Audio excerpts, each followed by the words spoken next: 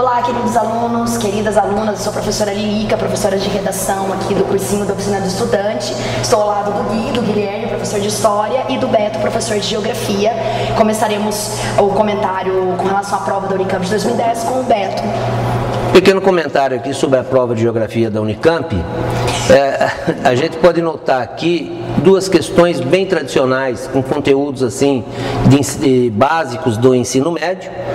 A terceira questão falava sobre a população, tinha um mapa interpretativo muito simples, né? Falando sobre as faixas etárias de população da Itália e do Paraguai.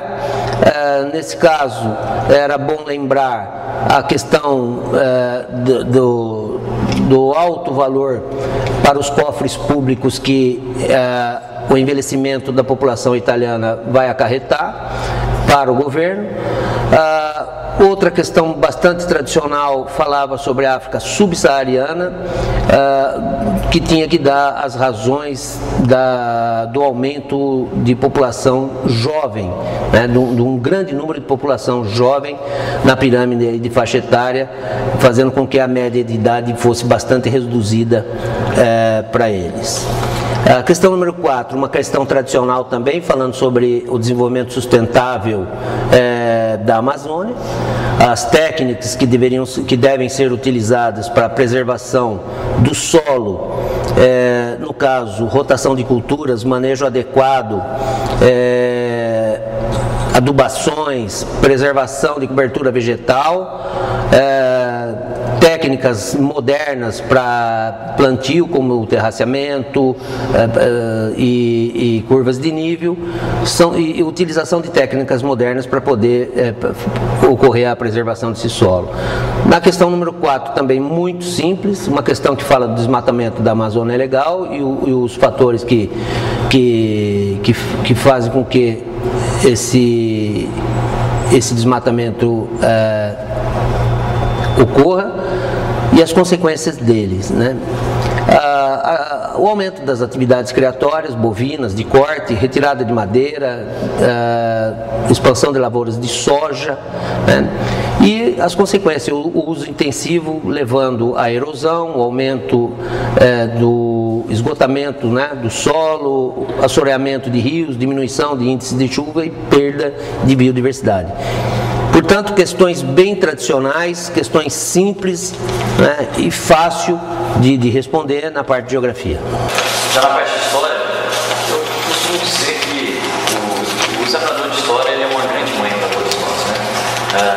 O examinador quer que você vá estudar na Unicamp, então o que ele faz? Ele dá a resposta, né? A Unicamp as provas de história da Unicamp já mantém essa característica já há alguns anos, né? Na primeira fase, geralmente, os itens A de cada uma das questões, eles estão respondidos no próprio enunciado. Então, mantendo a característica desse vestibular, uma boa leitura, antes de mais nada, era fundamental, né? Esse ano ainda isso foi facilitado, porque os enunciados eram mais curtos, né? 2 textos nas questões eram textos curtos e fácil de interpretação, e você encontrava ali a resposta nas 2 questões de história, né? A primeira era um texto que falava sobre a imagem que tinha Dom Pedro I, depois a imagem que foi construída a respeito de Dom Pedro II, e era isso que era perguntado, né, sobre o porquê dessa imagem construída a respeito de Dom Pedro II como sendo um imperador mais sensato, seguro, né, para transmitir um certo otimismo à nação.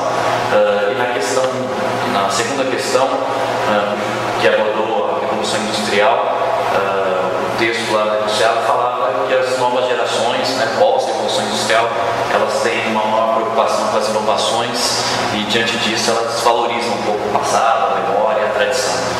E era exatamente isso que era perguntado no item A. Já nos itens B, era exigido conteúdo, mas como também é tradicional na primeira fase, conteúdo básico do ensino médio, na primeira questão sobre o período regencial, sobre o período conturbado da nossa história. O Brasil correu um sério risco de fragmentação, né, diante dos movimentos separatistas. E no item B da segunda gestão, era para falar sobre a mudança no sistema de produção que veio com a Revolução Industrial. Então, super tranquilo.